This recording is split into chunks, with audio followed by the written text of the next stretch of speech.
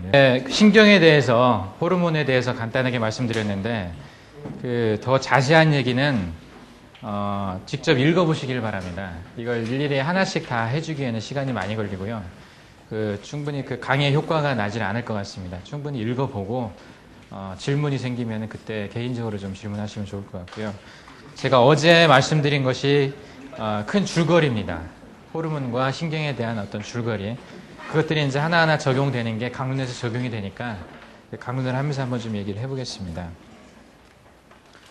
여기 하나하나는 다 읽어봐야 될 부분들이니까 읽어보십시오. 이 신경 부분들은.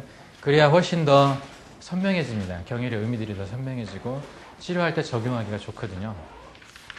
자, 이제 제 2장 치료에 대해서 한번 보겠습니다. 제가 장성학을 얘기하면서 간간히 했던 얘기들이 조혈과 순환에 대한 얘기를 했습니다. 조혈과 순환.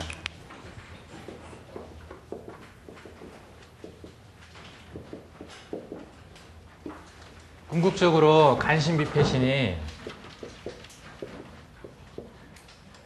5장이 이게 존재하고 있는 목적이 뭐냐면 요거거든요.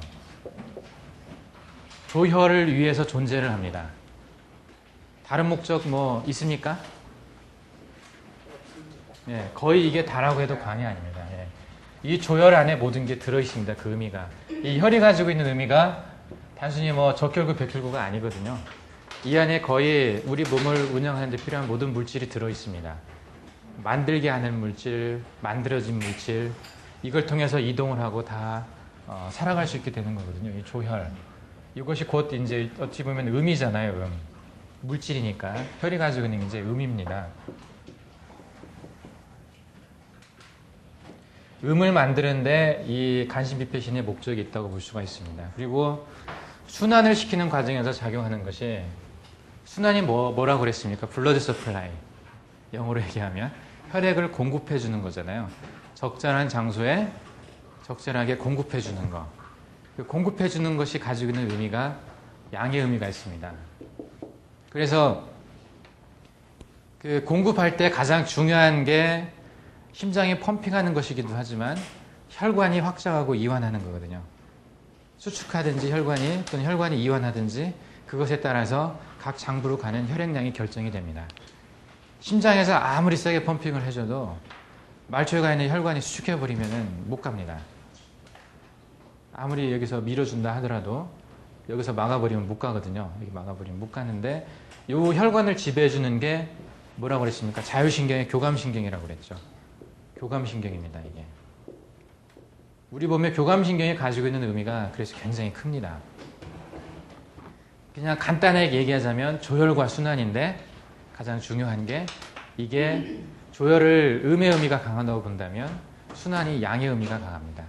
물론 조혈하는 과정에서 또 양이 작용을 많이 하겠죠. 어떤 펑션들이 작용을 많이 하지만 그 작용의 목적이 이거라면 순환을 추동해 주는 게 이제 양이라고 볼 수가 있습니다. 이게. 양.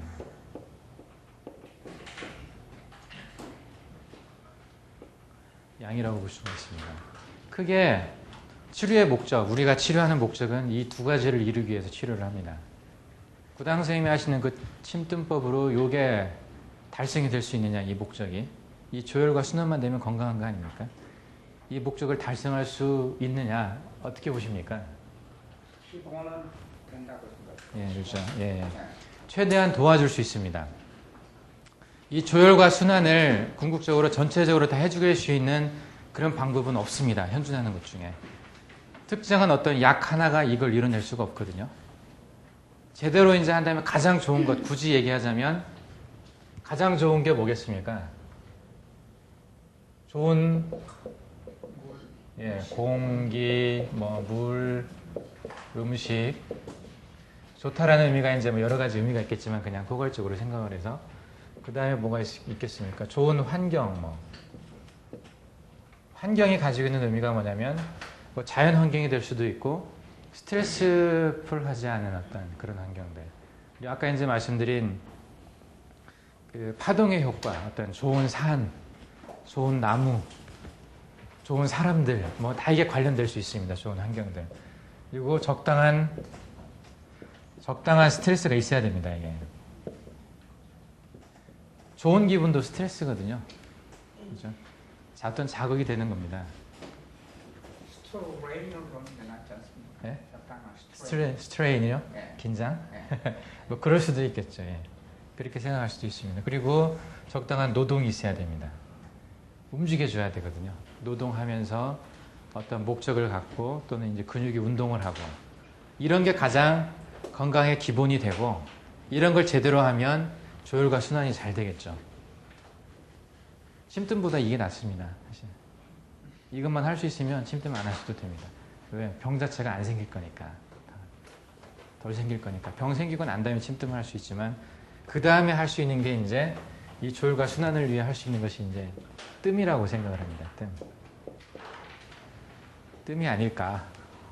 그래서 한 4번째 정도는 될 것 같습니다. 뜸이.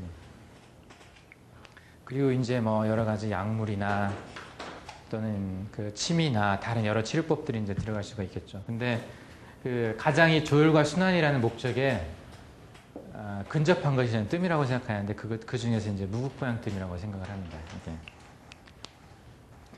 그렇게 될 수 있는 이유들을 그제 얘기를 쭉 해왔습니다. 왜 무국보양 뜸이 의미가 있나? 왜 뜸이 의미가 있나? 뭘 들어서 설명을 했습니까? 상화를 들어 설명을 했죠. 상화가 가지고 있는 의미가 이 조혈과 순환에서 상화가 개입하지 않으면 안 됩니다. 조혈도 안 되고 순환도 안 됩니다. 이 근본적인 간신비폐신을 다 건강하게 있다 하더라도 상화가 문제 있으면 안 되는 거거든요. 그 상화를 조절해 줄 수 있는 명문과 삼초를 조절해 줄 수 있는 가장 근접한 도구가 뜸이라고 말씀드렸습니다. 쑥뜸을 가지고 할 수 있는 방법.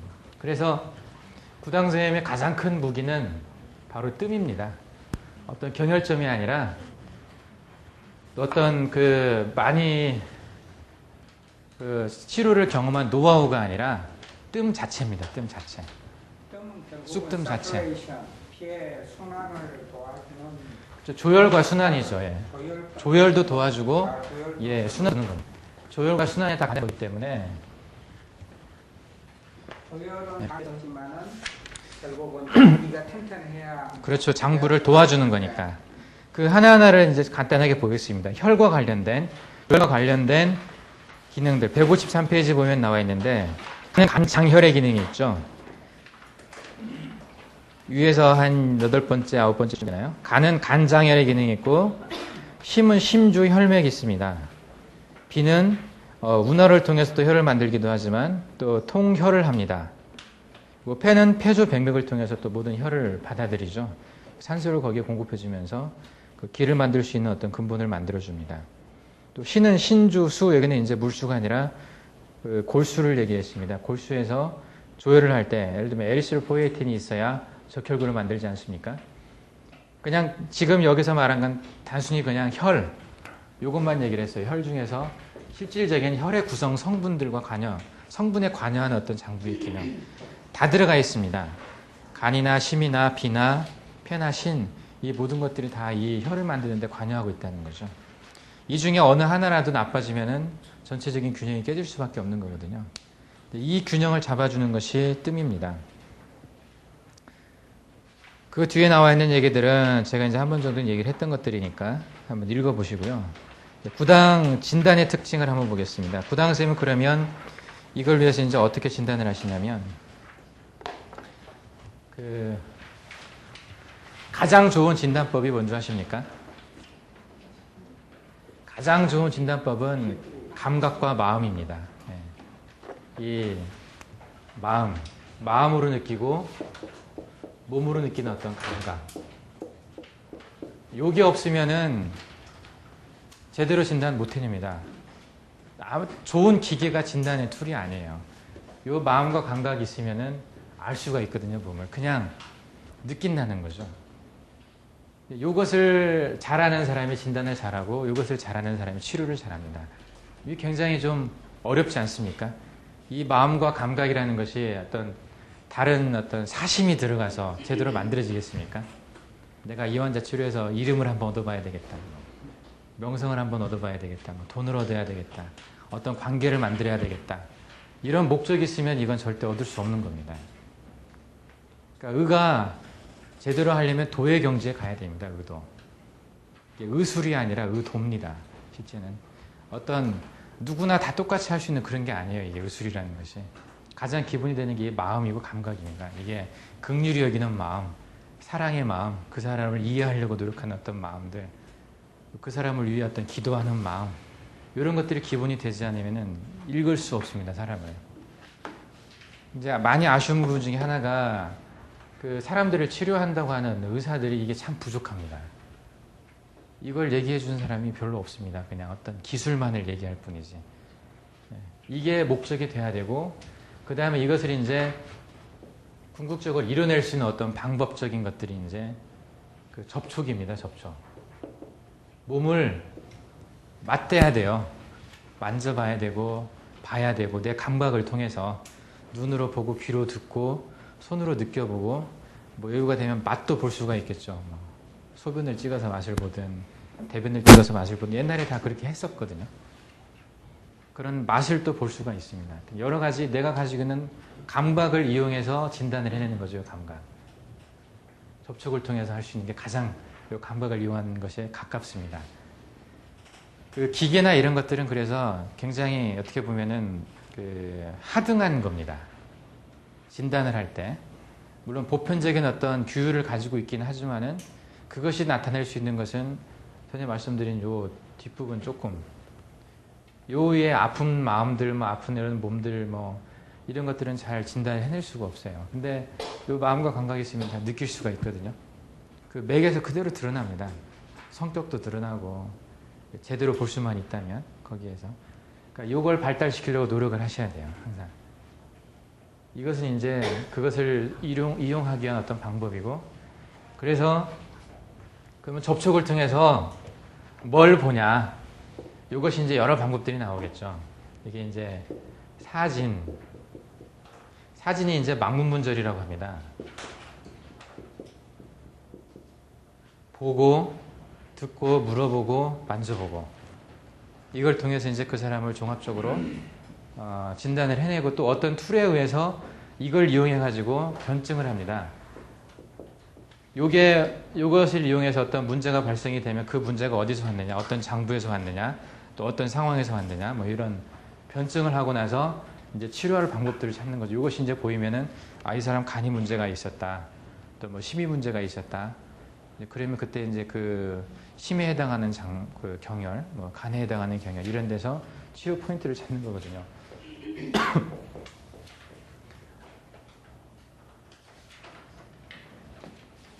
그래서 구당쌤이 그 진단을 하실 때는 아무런 기계를 사용을 안 하죠.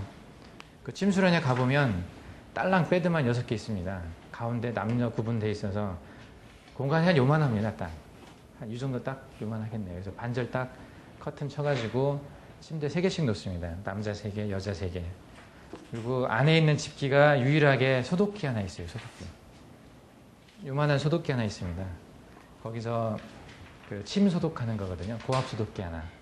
그게 전부입니다. 얼마나 돈이 안 들겠습니까? 기업하는데. 침대 하나에 10만 원이면 사잖아요. 괜찮은 거. 이거 10만 원이거든요. 그러면 침대 6개니까 60만 원에다가 뭐 소독기는 기증받았거든요. 이거 뭐 인테리어도 뭐 그냥 별거 없습니다. 아마 제가 생각하기에는 그 개업하는데 안에 꾸미고 하는데 한 1,000만 원도 안 들었을 것 같아요. 그리고 대기실 가보면은 이것보다 불편한 의자예요. 그냥 식당에서 밥 먹는 의자 있죠. 그 철로 된 거. 그걸로 그냥 쭉 둘러놨습니다. 의자만.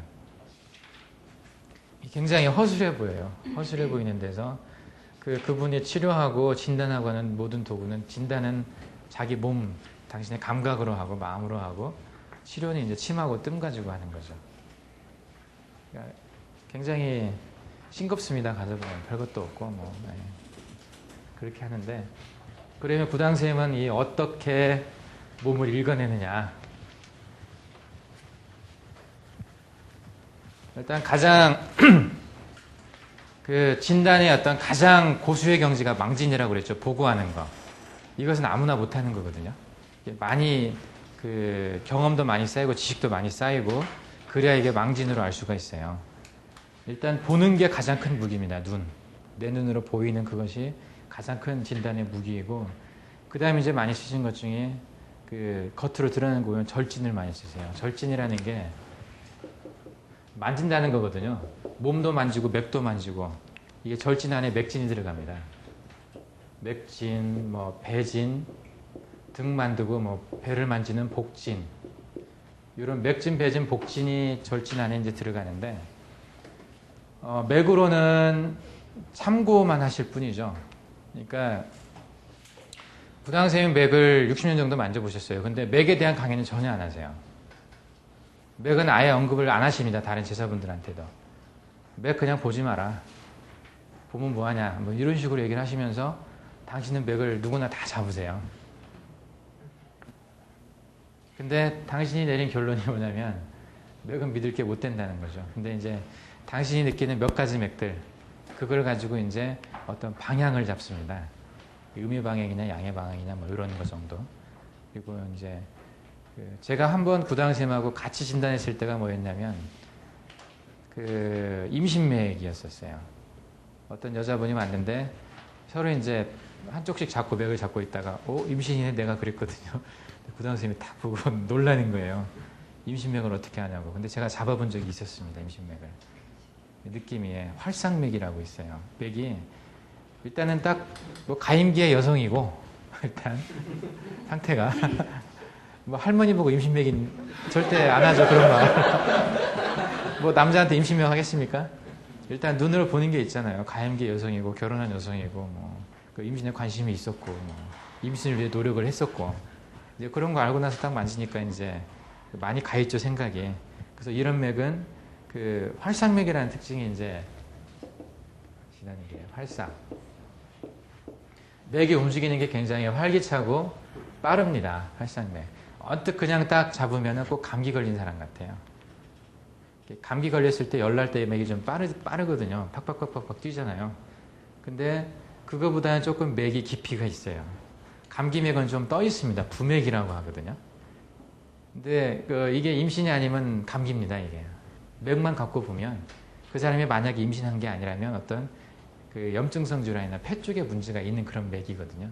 근데 이제 여러 가지 정황을 딱 보면 그런 감기 증상 전혀 없었고 그러니까 임신일 가능성이 많은 거죠. 그래서 저도 이제 순간 이걸 생각을 하고 임신을 생각을 딱 했었거든요. 구당 선생님도 맥 잡으시고 뭐 아무 말씀 안 하시더니 그냥 그 임신에 관련된 자리에 이제 뜸을 뜨셨어요. 침도 그냥 살짝 넣다 빼고. 임신 있을 때는 침 그렇게 강하게 안 놓습니다. 그 유침 잘 안 하십니다. 그냥 가볍게 넣다 뺄 때가 많고 그 뜸도 배 쪽, 아랫배 쪽에는 뜸을 그렇게 강하게 자극을 안 하십니다. 임신할 때는 좀 조심을 하세요. 그리고 합국 같은 데도 합국 강자극하면 유산됩니다. 네. 강자극하면 유산되거든요. 그러니까 그런 데도 그냥 살짝 넣다 빼고 그냥 기혈순환만 좀 좋게 해주고 그렇게 이제 배는 전혀 안 나왔었는데 조심스럽게 이제 다뤄주는 거죠. 영향이 좋은 영향이 갑니다. 엄마가 건강해지면 애들도 건강해지거든요. 네. 그러니까 임신했을 때 뜸뜨면은 좀 몸이 편해진다고 얘기를 많이 하거든요. 건강한 애기 낳고. 어쨌든 이 맥을 안 보시는 것처럼 말씀하시지만은 맥을 보십니다. 이런 맥을 안 잡으면 그냥 막 합국에 강자극 했을지도 모르죠. 왜 환자 본인은 임신이라는 거 몰랐거든요. 검사를 안 해봤기 때문에. 근데 이제 맥 보니까 임신맥 같으니까 정황상 또 그게 맞고 하니까 조심한 거거든요. 그렇지 않았다면은 유산했을지도 모릅니다. 그러니까 진단할 때 이런 거 잘 보셔야 돼요. 그 자신이 없으면 열심히 물어보십시오. 맥진 자신 없고 망진 자신 없으면 문진 잘해야 됩니다. 문진. 열심히 물어봐야 됩니다. 그냥 사사건건 하나하나 물어봐가지고 캐치를 해놔야 돼요. 내가 뭘 조심해야 될 건지에 대해서. 그래서 망진이나 맥진은 상당히 고수의 경지고 그 사진 중에서 가장 이제 처음에 사용을 할 건 문진입니다. 물어보는 거예요. 상대방 얘기를 듣는 거거든요. 문진은 내 의견이 아니죠. 듣는 것은. 물어봐서 이제 듣는 것은 상대방의 자기 느낌에 대해서 말을 해주는 거예요. 그러면 굳이 내가 진단하지 않아도 많은 정보를 얻을 수가 있잖아요. 요 외에 나머지 것들, 뭐 절진이나 망진이나 또 다른 문진, 요 문진은 듣는 거거든요. 소리를 듣고 냄새를 맡고 그것이 이제 요 안에 들어가는 거거든요. 요것 빼고 나머지는 내가 봐야 되는 겁니다. 내가 어떤 느낌을 가지고 내 어떤 경험을 가지고 봐야 되는 거고 이것은 환자가 말을 해주는 거고 그래서 이게 가장 쉬워요. 가장 쉽지만 가장 많은 정보를 줄 수가 있죠. 요거하고 맞춰봐야 됩니다. 안 그러면 환자 하는 말 그대로 믿고 다 그냥 할 거 아닙니까?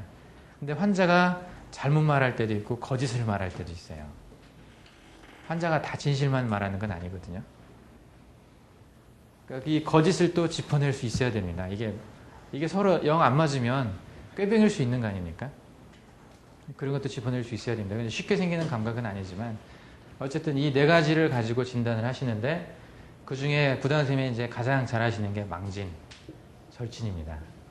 이거 다 해버리면 이거 별로 필요가 없습니다. 망진과 절친을 다 해버리면 여기서 나오거든요, 그냥. 이 사람 뭐가 문제겠다, 뭐 그 사람이 말 안 해도 나옵니다. 그리고 대충 한번 보고 맥 한번 잡아보고 그냥 금방 치료할 수 있어요. 그리고 그 사람이 써놓은 조그마한 취 컴플레인 있죠. 그 한번 보고 나면 금방 할 수 있습니다. 근데 사람들은 너무 이제 이런 게 익숙해져 있죠.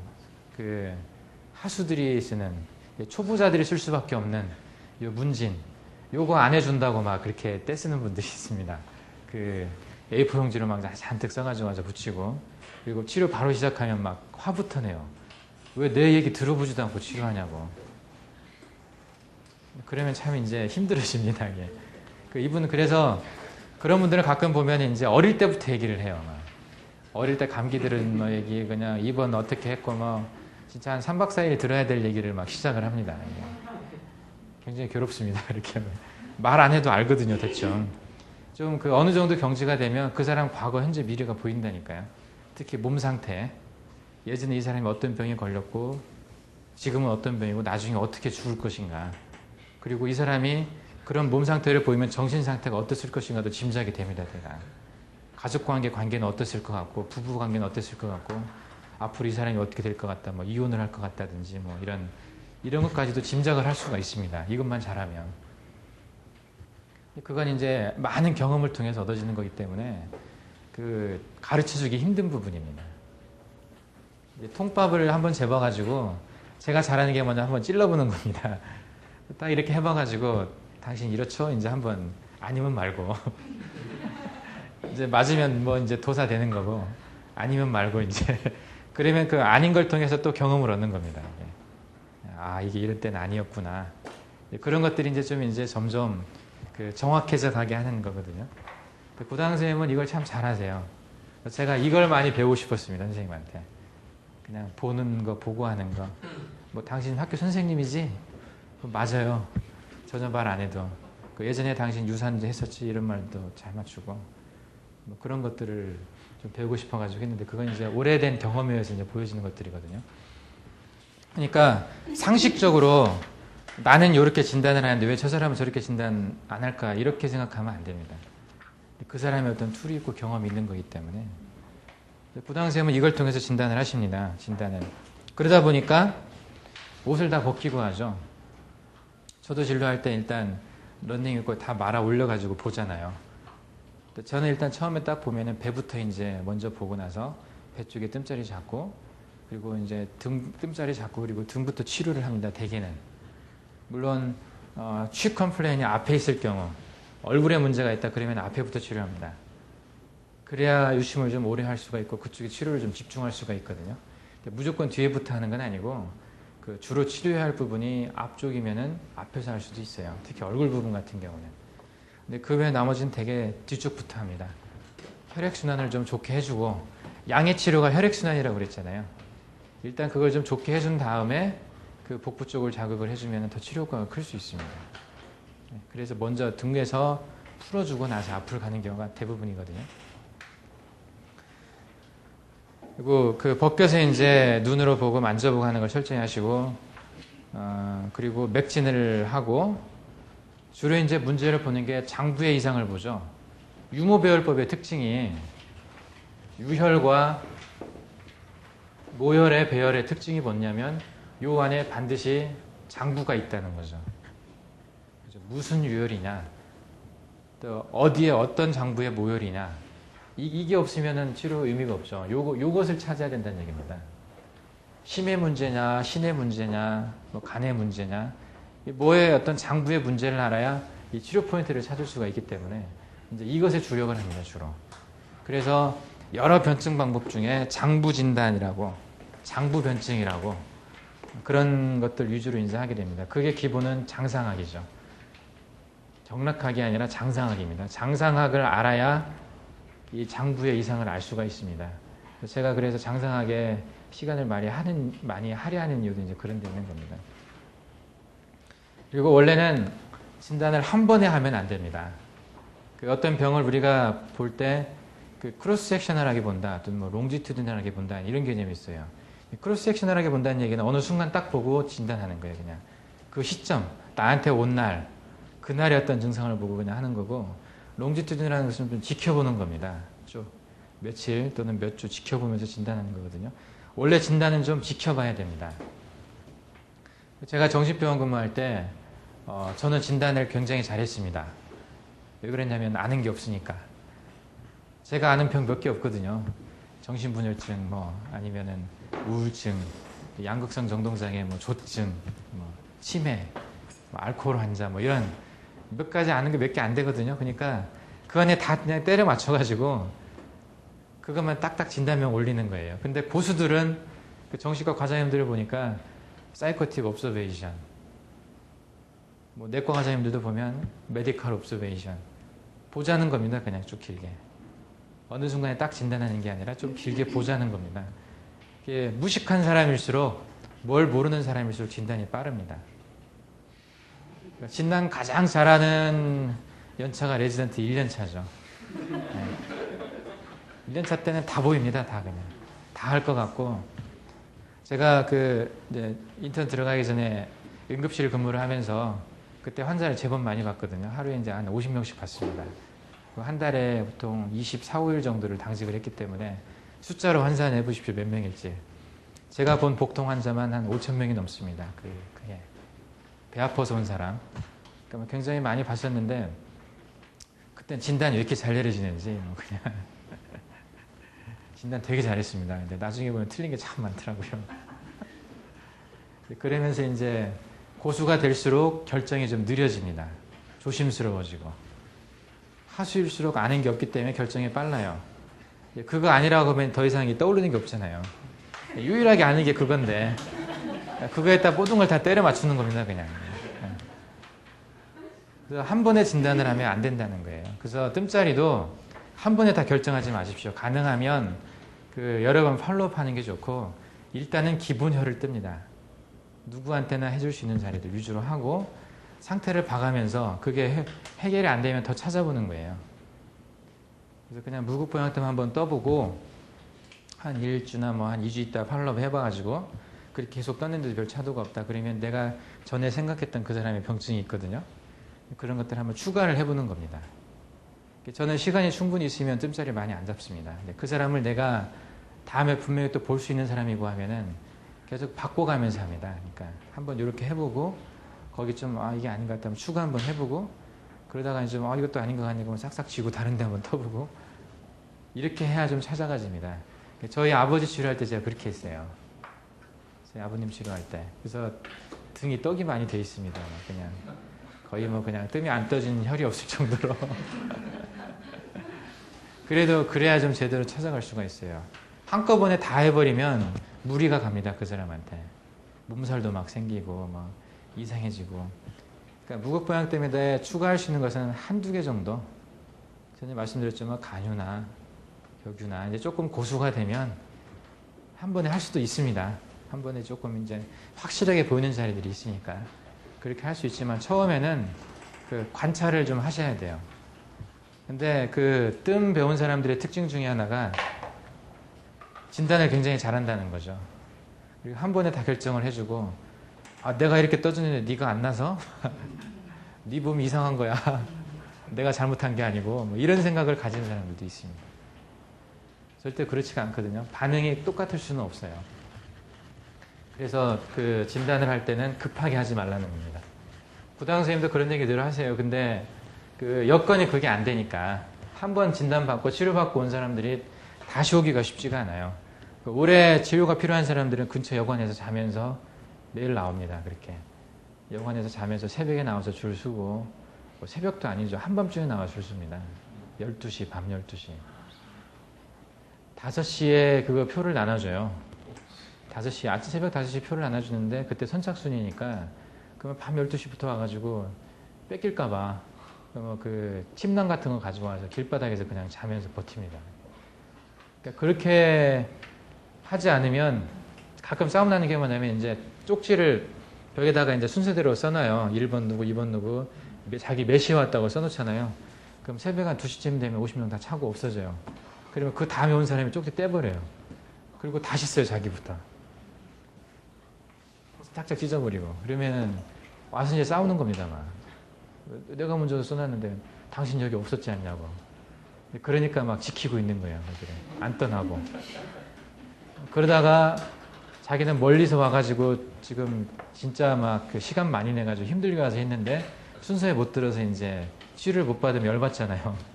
그러니까 막 싸우는 겁니다. 무조건 해달라고 떼쓰고, 안 하면 이제 그 선생님 댁까지 올라가서 떼쓰고. 그래서 선생님이 문 닫으셨어요, 한동안. 지금 다시 여셨어요. 다시 여셨는데 상황이 그렇다 보니까 계속 그 보면서 하기가 상당히 어렵습니다. 그래서 고단 선생님이 그냥 한 번에 하시는 경향이 있어요. 이렇게 하면 안 되는데 하면서도 이제 어쩔 수 없이 그렇게 하시는 때가 좀 많거든요. 근데 우리는 그렇게 하면 안 됩니다. 팔로우 할 수 있으니까. 뭐 그렇게 줄 설 것 같습니까? 여러분들 앞에?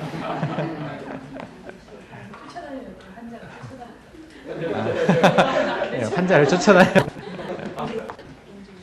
그래서 그 여유를 가지고 해야 됩니다. 급한 마음에 하면 안 되고, 그리고 길게 해야 돼요. 제가 연속구를 떠서 한 번에 하는 치료도 있지만 장부를 변화시키는 것은 좀 오래 해야 됩니다. 오랫동안. 네? 그러니까 그 여유를 갖고 좀 하시고, 그 부작용이 나타난다 하더라도 바꾸면 되거든요. 그게 왜 나타났는지 한번 보고 교정을 해보고 다른 자리에 또 이렇게 하면서 쭉 끌고 가시면 이제 경험을 또 많이 하실 수 있습니다. 치료율도 높죠. 그다음에 구당 선생님 치료의 특징을 한번 보겠습니다. 이게 이제 우리가 공적으로 그 배우고 싶었던 부분이죠. 이게 치료를 그러면 어떻게 하는가? 첫 번째 보면 무국보양뜸을 치료의 기본으로 삼습니다. 좀 얘기하겠습니다. 침과 뜸을 동시에 병합니다. 그리고 침의 보사법을 쓰지 않고 평고평사를 합니다. 뜸을 주로 하고 침은 보조로 사용을 합니다. 뜸붕의 크기를 반미립대로 하여 매일 반복을 하게 합니다. 치료의 혈은 주로 복무혈과 배유혈의 조합입니다. 그리고 거기에 추가되는 것이 이제 척추 부위가 병의 뿌리라고 생각을 해서 등 쪽을 중요하게 생각해서 척추 주변에 치료점을 잡습니다. 그리고 침의 특징 중에 하나가 누구에게나 도움이 되는 경혈자리를 정하고 대부분의 사람에게 침 놓는 자리를 찾습니다. 이게 이제 그 루틴으로 똑같이 놓는 자리들이 있어요. 모든 사람들한테. 정상적으로 생활을 하는 사람이라면 누구나 안 좋아질 수밖에 없는 자리들. 목이 안 좋다든지 머리가 조금 안 좋다든지 어깨가 안 좋다든지 눈이 좀 안 좋다든지 또는 뭐 속도 좀 안 좋다든지 끊임없이 일을 해야 되는 어떤 장기들이 있잖아요. 그러다 보면 조금씩 누구나 불편을 갖고 있는 그런 자리에다는 침을 놓습니다. 조금 이따 설명을 드리겠습니다. 이런 특징들을 가지고 있어요. 이제 그러다 보니까 자리가 좀 많죠. 그 원리침을 한다고 하는 그 상암침이나 뭐 오행침 한 사람들처럼 그 몇 군데만 찔러가지고 해결을 하지를 않습니다. 거기는 보살을 해가지고 뭐 기혈순을 좀 바꿔주고 해서 치료를 한다고 하는데 그런 식으로 하지 않기 때문에 자리가 상당히 많습니다. 첫 번째 무국보양뜸에 대하여 이게 저희가 시험 문제를 냈기 때문에 다들 읽어보셨었죠. 예. 무국보양뜸에 대하여 이건 제가 계속 얘기를 드리고 싶습니다. 간단하게만 얘기하자면 그 경험상 뜨다 보니까 좋아서 그다음 이게 다 어떤 주면 음양에 맞고 보행 아니죠. 다리 쪽 조상이 팔의 곡지 이쪽에 양이 보이잖아요. 그리고 이 위치가 이제 수혈 쪽입니다. 그러면 조기양명 위경의 하혈이죠. 그런 부분에 관절 부분에 뜸을 뜨셨습니다. 그래서 중간가 양이잖아요. 배는 이제 음영을 그렇게 맞지는 않지만 굳이 이제 나누자면 그렇습니다. 그래서 위를 뜨고 아래를 뜨고 그리고 배 아래쪽과 등쪽 위쪽을 뜹니다. 등이 양이잖아요. 그리고 음의 아래쪽을 떴습니다. 그러니까 폐유고항하고 그 앞쪽에서 여자 같은 중수도 남자 같은 기해관원 이게 이제 균형이 맞는 자리들입니다. 근데 이제 복부 같은 경우는 음양이 맞기 때문에 복부는 그냥 떠도 음고양이 같이 치료된 자리라고 봅니다. 그래서 등을 반드시 떠야 아니에요. 복부를 떴다고 해서 등을 안 뜨면 안 되냐? 그건 아니거든요. 그래서 앞쪽만 떠도 효과가 있습니다. 근데 되게 치료 포인트가 등 쪽에 많이 있거든요. 앞쪽을 뜨는 것은 전체적인 어떤 순환을 기다리는 개념이 좀 강하고 뒤쪽은 어떤 장부를 치료한다는 개념이 강합니다. 장부의 이상이 치료하는 건 주로 배유혈이고 또 그 배유혈의 어떤 효과들을 좀 끌어내주는 기포거든요. 네, 복모혈만 뜨는 것은 좀 부족할 수 있어요. 그래서 배유혈을 같이 뜨는 게 좋습니다. 원래는. 근데 등 쪽은 뜨기가 힘들기 때문에 떠주면 좋지만 그렇지 않은 경우 앞에만이라도 혼자 뜨면 좋습니다. 네. 등은 몇 군데 이제 다른 사람한테 좀 떠달라고 하고 뭐 가끔씩 떠달라고 해도 됩니다. 일주일에 한 번이나 그럴 때는. 일단 앞에는 잘 떠보고 그렇게 치료할 수가 있습니다.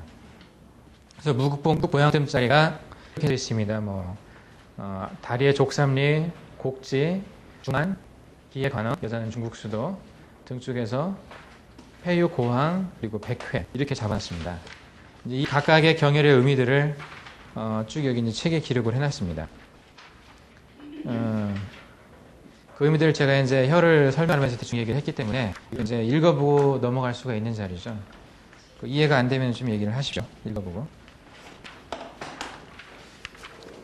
그 다음에 이제 침과 뜸을 동시에 사용한다. 왜 동시에 침과 뜸을 사용할까요? 이게 예전에 고서에 보면 침과 뜸을 동시에 사용하지 않는 것이 의가의 상식이라고 알려져 있고 이 말을 허준이 했죠. 어디서? 드라마에서 했습니다. 네. 허준 드라마에서 그 대사 중에 이런 게 한번 나왔습니다. 침과 뜸을 동시에 사용하지 않는 것이 의가의 상식. 그 스승 유한테 그런 얘기를 하는 장면이 나왔는데 근데 구당 선생님은 침과 뜸을 동시에 사용한다. 의가의 상식을 뒤엎었죠. 근데 과거에 그 친구 경험방을 쓴 허이명도 침과 뜸을 동시에 사용한 적이 있었고 그 전에 중국에서도 그런 사람들이 있었습니다. 근데 침과 뜸을 동시에 사용할 때는 자극량을 좀 조절해 줘야죠. 침과 뜸을 동시에 사용하지 말라고 했던 이유는 그 원리적인 측면에서 침과 뜸을 동시에 사용하면 안 되는 것이 아니고 복부의 문제 때문에 그런 거라고 보여집니다. 과거에 침을 만들었을 때 과거 옛날 침은 다 송곳처럼 했습니다. 송곳. 무지막지한 그 흉기처럼 보이는 그런 침이 아니고 알고 있는 이 침, 호침이라고 알고 있는 이 조그만 침 이것은 낭창낭창하잖아요. 아무리 이게 부러져도 안 부러지는 거잖아요. 이거. 휘기만 하고 막 칭칭 막 감하고 막 감해가지고 이렇게 안 부러집니다. 이건. 근데 예전에는 이렇게 만들 수가 없었죠. 좀 휘어도 이렇게 절침되고 그러잖아요. 그러다 보니까 두껍게 만들었습니다. 침을. 가늘게 못 만들고. 그리고 이 침 만드는 것이 굉장히 어려운 작업이어가지고 그 침쟁이들한테는 이 호침 갖는 게 꿈이었다고 그럴 정도로 그런 자그맣고 자극이 약한 그런 침은 적었었습니다. 제대로 발달을 안 했기 때문에. 그래서 그 두꺼운 침을 찔러 보십시오. 얼마나 힘들겠습니까? 찌르는 사람이. 그 침을 많이 꽂을 수 있었겠습니까? 많이 못 꽂죠, 당연히. 그러니까 조선시대만 해도 침 6개 이상 놓지 말라는 말도 했었어요. 동의보감에 그런 게 나왔습니다. 왜 그러냐면 자극이 너무 강하고 그것이 그 사람한테 좀 안 좋은 영향을 주니까 너무 많이 원리적인 측면에서 너무 많이 꽂으면 뭐 몸에 안 좋으니까가 아니고 도구의 문제였어요. 주로. 거기다가 뜸까지 떠보십시오. 이게 그 송곳 같은 막 이렇게 생긴 거 그냥 보신 적 있습니까? 우리가 쓰는 바늘보다는 두꺼운 게 침입니다. 지금 현재 쓰고 있는 우리가 바늘 쓰는 거 있잖아요. 대바늘, 큰 바늘 그것보다도 좀 더 두껍더라고요. 침이. 네. 그런 만큼 이렇게 침이 거의 무기였었어요. 그 침 가지고 사람 죽이라면 죽일 수 있겠더라고요. 이 침 가지고 사람 죽이라고 못 죽입니다. 이게 아무리 찔러대도 뭐 이런 데 찔러도 별로 태도 안 납니다. 찔나 느낌이 없습니다. 별로 폐는. 그럴 정도로 굉장히 작거든요. 일본에서 나온 침은 더 작아요. 거의 막 굉장히 가늘어가지고 그 찌를 때 굉장히 그 섬세하게 찔러야 들어갑니다. 이거. 안 그러면 그냥 휘어버리고 일단 침 딱 들어가서 찔러보면 이렇게 느낌이 없어요. 그래서 막 들어가고 있는 그 구당 선생님 일본 갔다 침 하나 가져오셔서 저한테 주신 적이 있었는데 찔렀거든요. 느낌이 없어요. 그럴 만큼 자극이 작습니다. 일본 침은. 근데 옛날에는 그러지 못했기 때문에 하지 말라고 그랬고 더군다나 뜸 같은 경우도 중국 가보셔서 뜸 보셨죠? 중국에서 만든 뜸 보면 쑥색 그리고 가루처럼 막 부서지는 뜸 있죠. 근데 해보면은 그냥 그 가루처럼 막 떨어집니다, 쑥이. 근데 우리나라 쑥은 어떻습니까? 솜처럼 생겨서 요 뜸을 태우면 균일하게 타잖아요. 또가 균일하게 나옵니다. 간혹가다 이제 불량품이 있어서 중간에 퍽퍽 튀는 것도 있는데 거의 균일하게 타고 마지막까지 탑니다. 제가 안 남고. 마지막까지 안 타는 그 경혈에 문제가 있는 자리일 경우 안 타는 경우도 있어요. 밑에 조금 남는 경우는 여기다 침을 많이 묻혔다든지 해서 좀 덜 타는 경우도 있고. 그런 게 아니면 그 요즘 되는 쑥이 굉장히 좋아가지고 잘 탑니다. 그래서 그 자극량을 내 원하는 대로 한 5, 60도 정도. 조금 뜨겁게 하면 연속 굽히면 이제 얼마 정도. 그렇기 때문에 조금 많이 걸립니다. 구당샘이 뜸을, 무국방향 뜸을 다 떠주고, 뭐, 사람들 20군데 뜨고, 침 40군데 났다. 뜸 한 20군데에다가 침 40군데. 이런 같은 경우에 이런 걸로 이렇게 아마 죽었을 겁니다. 이 사람들. 네. 몸살 나다 뭐 죽었습니다. 근데, 이렇게 해도 견디는 사람들이 많고, 몸살이 나면 죽습니다. 어떤 사람은 좀 심하게 나는 사람들은 가죠. 침 맞고 가가지고 어제 죽는 줄 알았던 사람도 있거든요. 이런 들은 이제 조금 조심을 해줘야 되지만은, 어쨌든 이렇게 해도 문제가 없는 사람들이 대부분이에요. 그래서 침과 뜸을 동시에 사용하는 게 일단 부작용이 없습니다, 별로. 우선. 그리고 효과적인 면에서는 침은 기를 돌리고 뜸은 혈 돌린다고 그랬잖아요. 이런 병이 기와 혈의 병이 같이 나타납니다. 어느 정도 지나면. 단순히 기의 병이 아니라 시간이 지나면 그게 이제 깊이 들어가서 혈의 병이 됩니다. 기와 혈을 같이 치료해줘야 될 필요가 있는데 침과 뜸을 같이 하면은 그게 같이 커버가 됩니다. 자극이 종류가 좀 다르면서 그 자극이 서로 상승작용이 있습니다. 그래서 침과 뜸을 같이 해보니까 환자들의 반응이 좋아서 침소원에 있을 때 뜸자리 있는 사람들이 옵니다. 침 맞으러. 멀리 광주에서 오고 막 부산에서 와요. 아니, 집에서 뜸 든지 못 들어왔습니까? 그러면 여기서 침 맞고 가면 훨씬 좋다는 거예요. 집에서 뜸만 뜨다가 여기 와가지고 침 맞고 딱 내려가면 그 못 먹던 음식도 다 먹을 수 있고 막 속이 안 좋아서 고기도 못 먹었는데 침 맞고 나면 한 2, 3일은 고기를 먹을 수 있다는 거예요. 그게 단순히 어떤 심리적인 것만은 아닙니다. 그래서 저도 작년에 이제 그 환자들을 보면서 바쁘면 그냥 뜸만 뜹니다. 근데 환자들이 침을 맞아본 사람들은 꼭 침을 맞으러 와요. 그러면서 나 침 맞은 지 좀 됐는데 침 좀 놔주세요. 막 사정하고.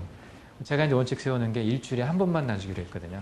사람이 워낙 많아가지고 제가 하루에 침 놓을 수 있는 사람은 20명밖에 안 됐어요. 하루 종일 아침부터 침 놔도 한 저녁 6시까지 20명밖에 못 나요. 왜 중간에 이제 또 외래도 봐야 되거든요. 내려가서 감기 환자도 보고 내과 환자 처방만 해준 사람도 있고 하니까.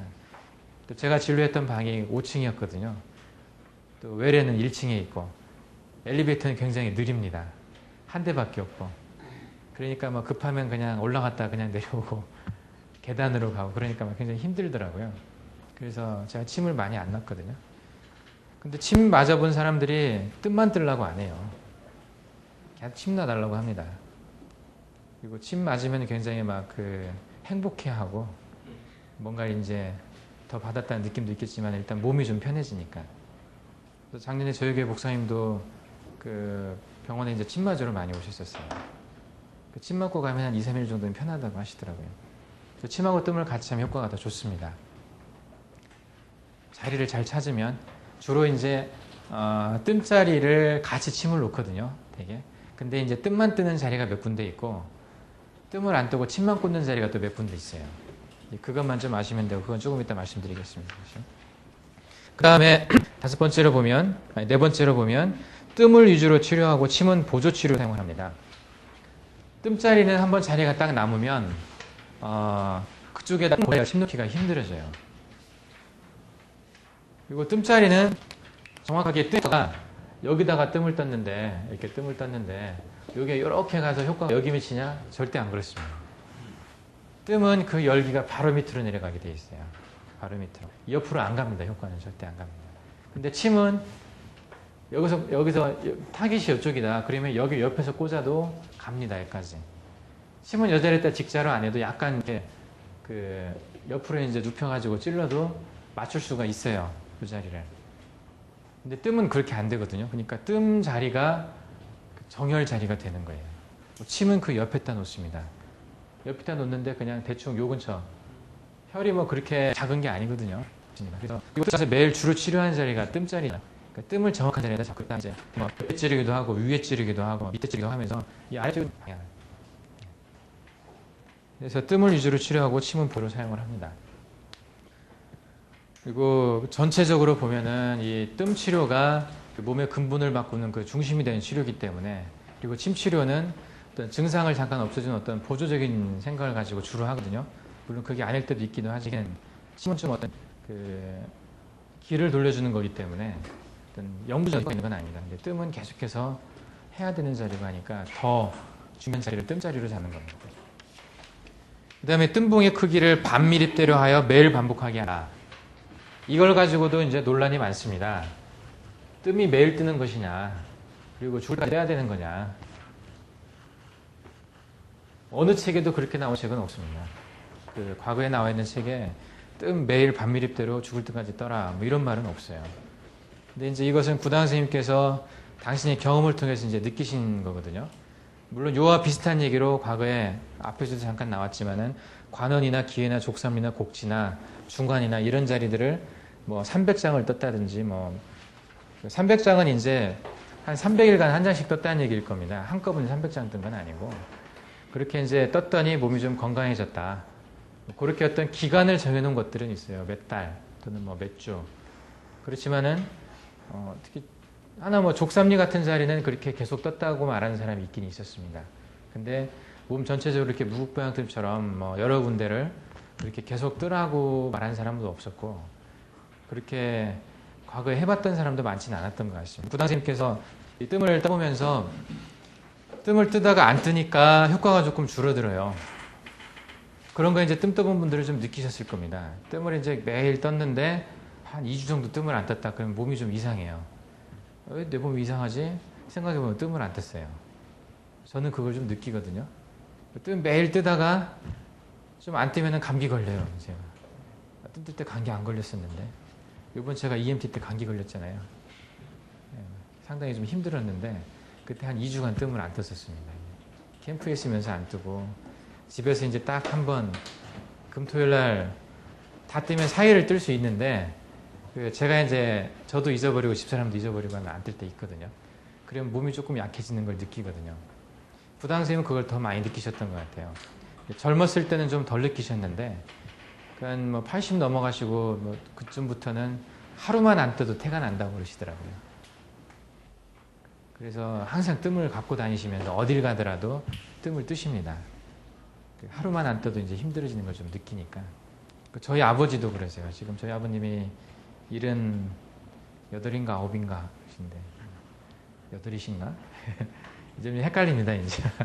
연세가 좀 드시니까 그러신데, 그 뜸을 제가 이제 떠난 뒤로 한동안 못 뜨셨어요. 그럼 일하는 게 다르시다고 그러더라고요. 그러니까 뜸을 안 뜨다가 이제 뜸 뜨고 가서 일을 해보니까 차이가 많이 나더라. 그러니까 뜸 뜨고 가서 일하니까 훨씬 편하게 일을 할 수 있다고. 또 뜸을 안 뜨시면 또 부어요 얼굴이. 예. 신부전 있으시거든요. 뜸을 열심히 뜨실 때는 별로 붓기 없습니다. 그냥 다니실만 하시고. 그런데 한동안 뜸을 안 뜨시면 다시 붓습니다 얼굴이. 그럼 지금 예. 어떻게 뜸 뜨시죠. 그냥 그 밑에 조카들이 떠주기도 하고, 가끔 이제 제가 작년에 가르쳤던 그 병원에 있는 직원이 있거든요. 거기 가서 뜨시기도 하고. 근데 많이 못 뜨세요 그렇게. 뭐 매일매일 하면 좋겠지만 안 될 때는 일주일에 한두 번이라도 괜찮습니다. 최대한 유지라면. 일주일에 한두 번. 예, 그 정도. 일주일에 적어도 한 2번 정도는 하셔야 될 거예요. 주 1회 정도는 주 1회도 효과는 있어요. 안 하는 것보다는 훨씬 나아요. 안 하는 것보다 훨씬 나은데, 그래도 예, 이게 떨어졌다 올라가는 거지 효과가. 그러니까 컨티뉴어스하게 유지되지는 않을 거라고. 일주일 동안. 유지하려면 그렇죠. 일주일에 얘 이렇게 떨어지다가 뜨면 다시 이런 식으로 가겠죠. 이 뜸을 계속 뜨면 이제 이렇게 그냥 가죠. 안 떨어지고. 예. 자기 혼자 하려면 이게 중암하고 곡지하고 삼리만 해도 되죠. 뭐 중앙 곡지 3리 정도만 하셔도 되고, 기왕 뜨는 김에 아랫배도 뜨십시오. 기에 관원도. 예. 기회관. 예. 거기까지만 하셔도 좋습니다. 상당히. 예. 이게 계속 떠야 된다고 그러면 어쩌면 뜸은 치료 개념이 아닌 것 같은데. 그래서 밥 먹는 거랑 같습니다. 예. 예방 개념입니다. 예방 개념도 많거든요. 그렇게 하면 병이 잘 안 생깁니다. 감기도 잘 안 걸리고 소화불량도 잘 안 생기고 그냥 사는 게 좀 편해집니다. 잠도 좀 잘 오고. 예. 그냥 밥 한 끼 먹는다 생각하시고 어디 가서 운동 한 30분 한다 생각하시고 그렇게 뜸 한번 뜨시면 됩니다. 그게 몸에 일상화되면은 그게 그렇게 부담스럽지 않아요. 처음에 이제 그걸 적응시키기까지 조금 부담스러운데 일단 딱 몸에 그게 익어버리면 뜸 안 뜨면 그 배가 고파지죠. 그러니까 뜸이 고파집니다. 뜸이.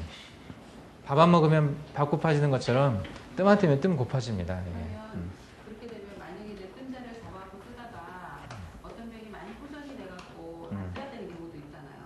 바뀌는 경우도 있잖아요. 그러니까 어떤 병이 있을 때 그 주증상이 사라지면 그 자리는 안 떠도 됩니다.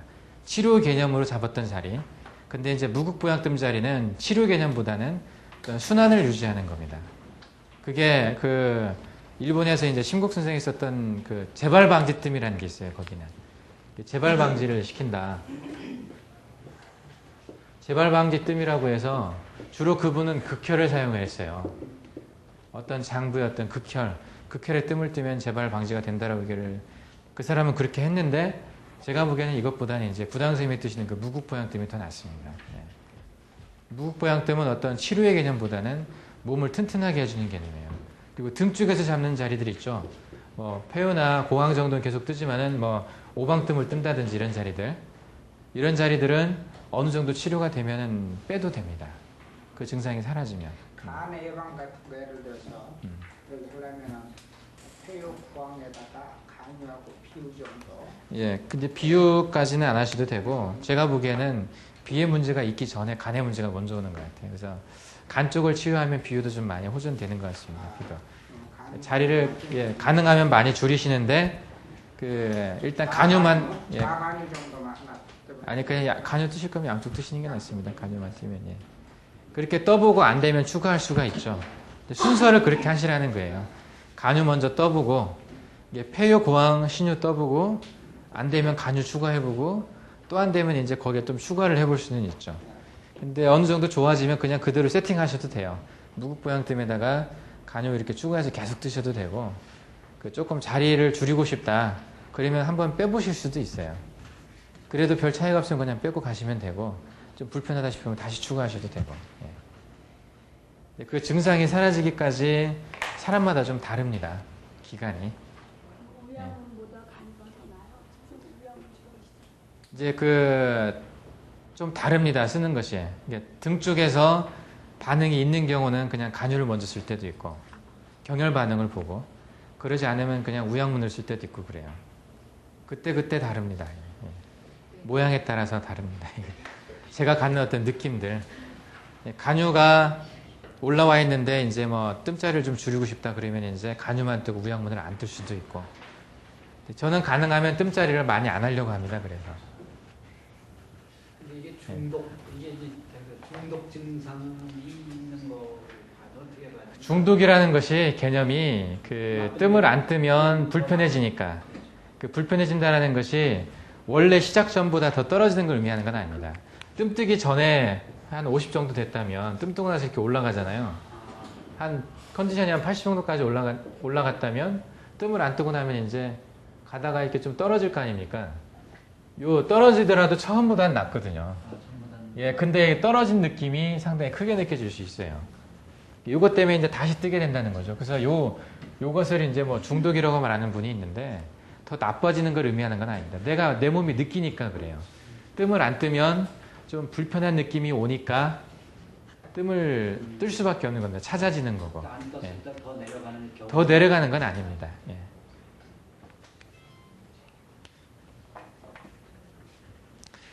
뜸봉의 크기를 이제 반미립대로 해서 매일 반복하게 한다.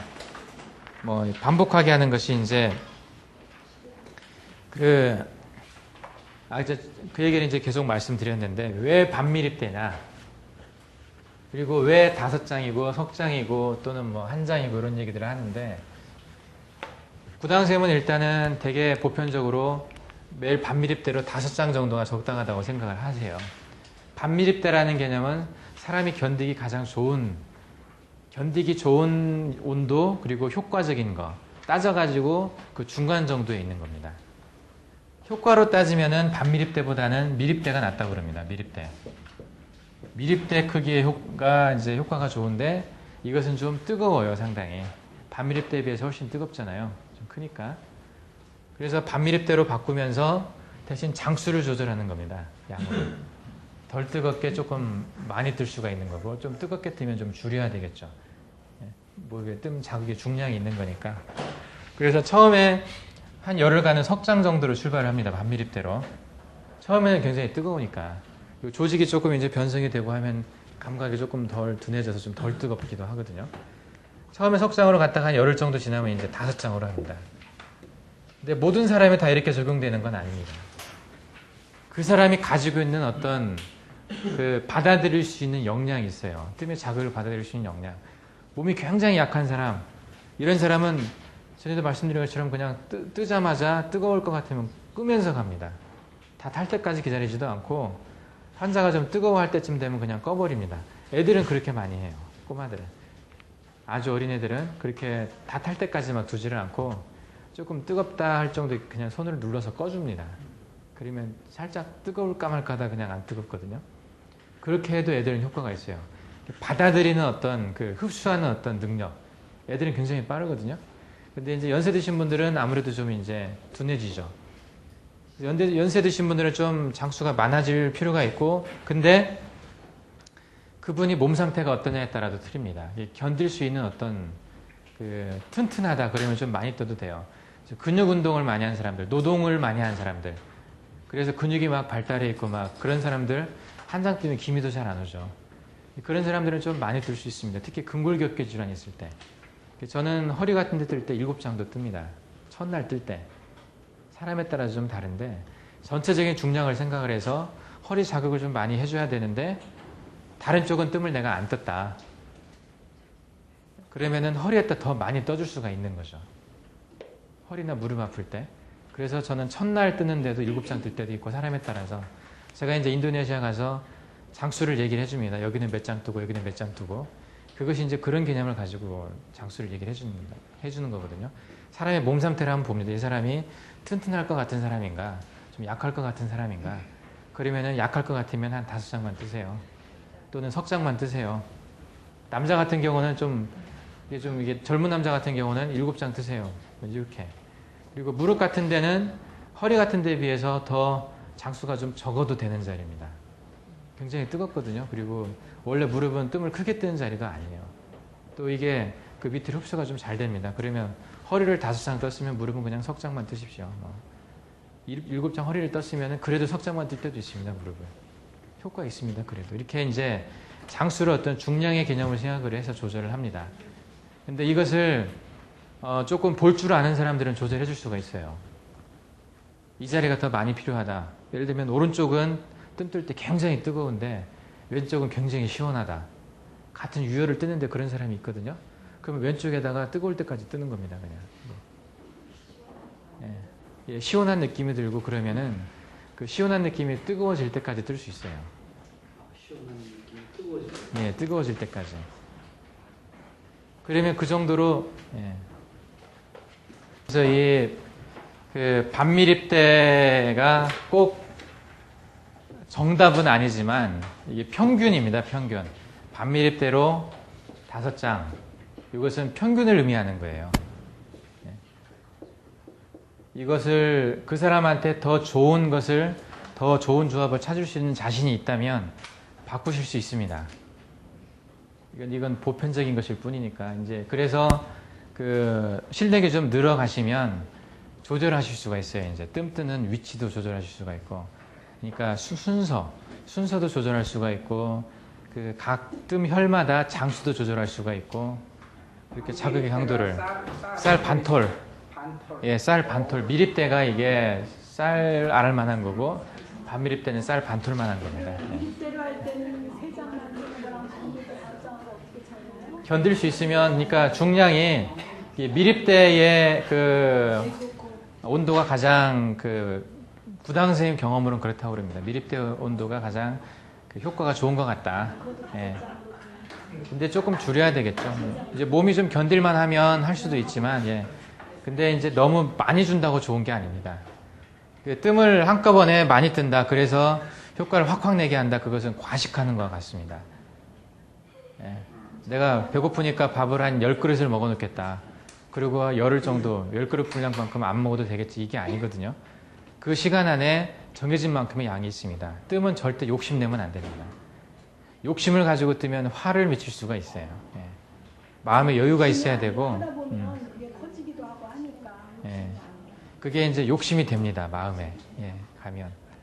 그러니까 깝깝한 거죠. 뭐 이거 이렇게 해서 뭐 이제 뜨겁지도 않은데 막 이거 좀 더 키워봐야 되겠다 이게 아니거든요. 지가 예. 정성을 할 때는 작은데 예. 좀 피곤하고 할 때 좀 막 크게 그럴 수는 있죠. 예. 그래도 그게 뭐 크게 뭐 나쁘거나 그러진 않습니다. 이게 좀 클 때는 장수를 좀 줄여볼 수도 있죠. 예. 예. 뜸은 어쨌든 여유 있게 생각하셔야 됩니다. 여유 있게. 그리고 우리가 생명은 하나님께 달린 거잖아요. 이거 내가 살리는 게 절대 아니거든요. 죽는 게 내 책임이 아닙니다.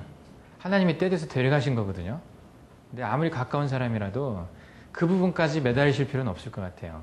그러니까 정말 내가 죽는 게 싫습니다. 또 내 가족 누군가 죽는 게 싫습니다. 내가 싫으니까 살려주십시오. 그건 절대 잘못된 기도라고 생각합니다.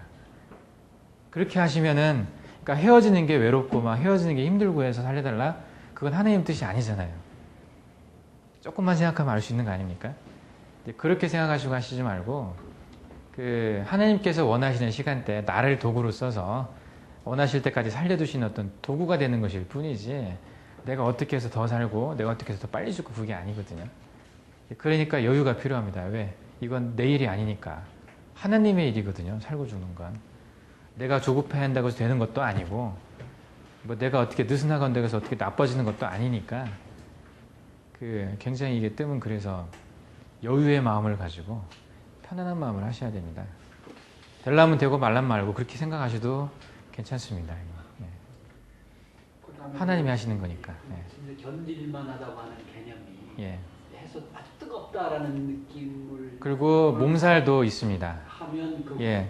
뜸 뜨고 나서 내가 못 견디겠다 막 너무 깔아앉고 막 너무 힘들다. 몸이 예. 이게 뜨거움의 정도가 아니고 예, 뜨거움의 정도가 아니고 예. 뜨거워도 많이 뜨거워도 뜨고 나면 좋은 사람이 있거든요. 예, 그것은 견딜만한 겁니다. 근데 단 한 장을 떴더라도 한 장씩 떴더라도 이 사람이 못 견디고 막 괴롭다. 그러면 뜸 쉬셔야 됩니다.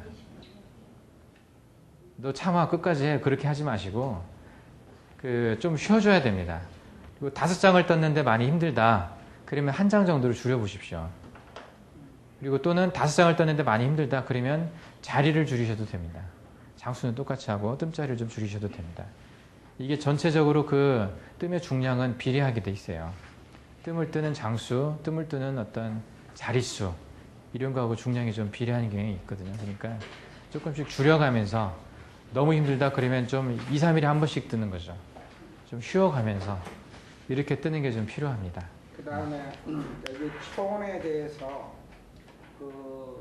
혈의 초원에 대해서 한번 다시 한번 설명해 주시죠. 아, 그건 이제 나중에 하겠습니다. 예, 지금은 그거 하는 시간이 아니니까. 예. 안 된다라는 것은 정확하게는 모르지만 짝수는 좀 사는 의미가 있다고 그렇게 보거든요. 그리고 어떤 사람은 이제 한 장 뜨고 2장 뜨고 3장 뜨고 그 장수에 따라서 오링 테스트를 해본 사람이 있어요. 근데 2장 뜰 때는 반대라고 그렇게 얘기한 사람도 있더라고요. 그러니까 가능하면 그 홀수 쪽으로 가는 건데, 근데 이제 잊어버리고 뜰 수도 있죠. 예, 그거에 대해서 너무 개의치 마시고 그게 뭐 어떤 큰 변화를 일으키는 건 아니니까. 예, 그렇게 말하는 사람도 있지만 그게 정설은 아니고 그냥 홀수로 나가는 게 좀 좋다라고 그렇게 알고 가능하면 지켜주시는 게 좋죠. 할 수 있으면. 그렇게 하지 않는다고 해서 막 큰일 나는 건 아닙니다. 예. 그 다음에 이제 치료열의 조합은 복무열과 배우열이라고 나와 있습니다. 제가 한번 통계를 내봤었습니다. 이제 구단 선생님께서 치료한 환자들 중에서 제가 컴퓨터에 입력한 환자가 한 500명 정도가 됐는데 그 중에서 어떤 혈을 가장 많이 썼는지 통계를 한번 내봤습니다. 이게 그 컴퓨터가 좋은 게 그런 거잖아요. 통계가 저절로 내집니다. 이게 입력만 해놓으면. 그래서 이 통계를 어떻게 내냐 일일이 다 세봤냐 막 저보고 굉장히 놀라워하는 사람이 있더라고요. 이 작업을 어떻게 혼자 다 했냐고. 근데 컴퓨터가 해줬습니다. 저 그렇게 고생 안 했습니다. 이거 하면서. 500명 정도를 이제 봐서 다빈도 혈로 한번 정리를 해봤습니다. 그 중에서 이제 무극보양뜸 자리는 빼고, 무극보양뜸은 누구나 뜨니까. 그리고 신유 자리도 뺐습니다. 신유도 이제 대부분 뜨기 때문에. 그리고 그 당뇨 환자에서 쓰이는 자리들 뭐 그런 자리, 당뇨 환자는 또 빼고, 그리고 이제 근골격계 이유로, 근골격계 문제 이유로 쓰는 자리도 있죠. 요추 3, 4, 5번이라든지 또는 경추 쪽의 문제라든지 그런 자리들을 빼고 어떤 장부의 문제들 가지고 오는, 장부 변증 위주로 해서 이제 장부의 문제를 가지고 왔던 사람들을 위주로 통계를 내봤습니다. 그래서 가장 많이 쓴 자리가 거골입니다. 순서대로 보면 거골, 약문은 좌약문입니다. 좌약문, 그리고 심유, 전중, 간유, 이건 비슷했죠. 심유, 전중, 간유는 좀 비슷하고, 그 다음에 대추, 삼음교, 삼음교는 거의 다 여자였습니다. 그러니까 남자, 여자를 구분해서 보면 삼음교가 꽤 많이 써진 걸 볼 수 있습니다. 여자들에 있어서. 그리고 격유, 그 다음에 음교, 음교도 거의 여자죠. 남자는 음교 거의 안 쓰거든요. 삼음교 쓰는 환자들에 있어서 음교도 거의 다 많이 썼습니다. 같이. 이 삼음교와 음교가 같이 겹쳐 있는 경우가 많았거든요. 그 다음에 활용문, 비유, 천추, 대거. 대거도 거의 다 여자들이었죠. 남자들 경우에 대거 쓰는 경우가 거의 없거든요. 뭐 두유, 대장유, 담유, 삼초유, 위유 이런 식으로 되어 있습니다. 그 소화기 질환이 굉장히 많을 텐데 위유가 굉장히 적죠. 왜 그럴까요? 예, 다른 자리를 주로 썼습니다. 위를 치료하는 개념으로는 위를 쓴 게 아니라 그 격유 쪽을 많이 썼죠. 격유나 좌약문이나 이런데. 예. 그리고 거골도 위를 치료하는 개념으로 많이 썼습니다. 위에 소화기 문제 있을 때.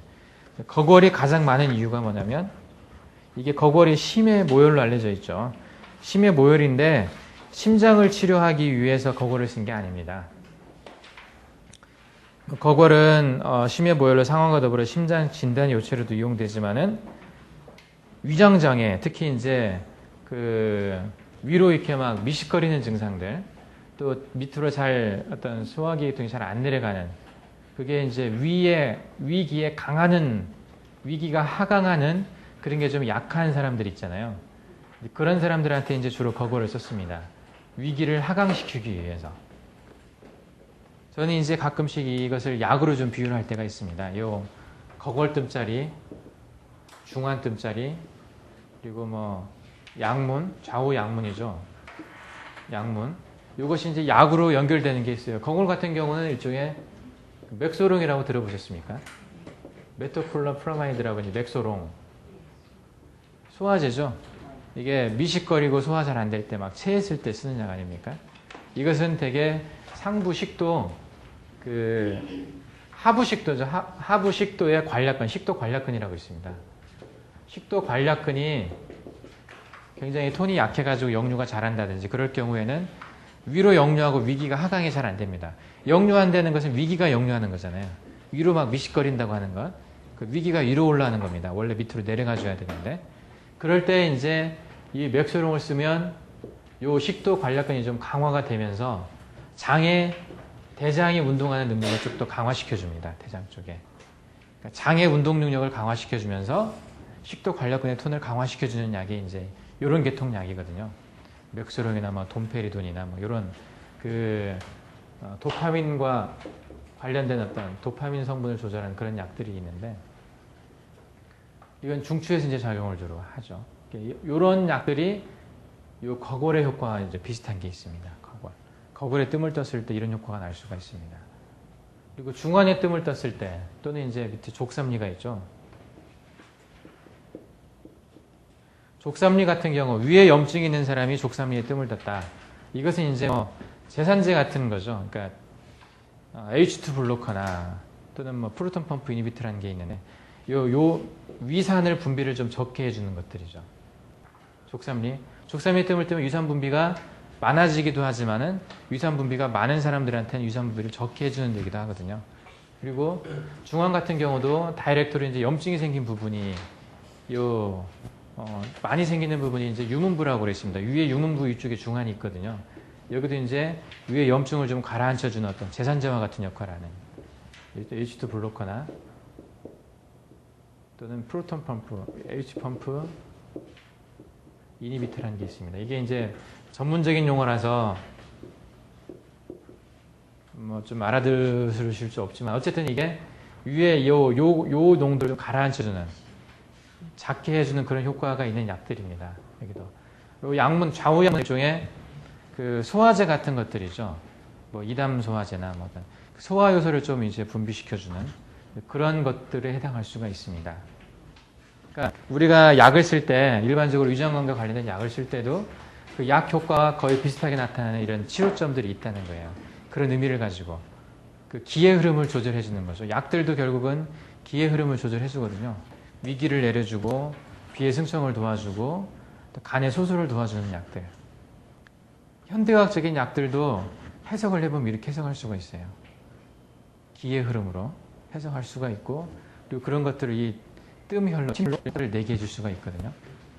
그러면 거걸은 어떻게 보면은 위기를 하강시켜주고, 그리고 중환이나 약문은 비기의 어떤 승천을 도와주는, 또 중환 같은 경우도 이제 위의 어떤 부숙을 도와주는 그런 것들이죠. 또 우약문은 간의 소수를 도와주는 그런 자리라고 볼 수가 있습니다.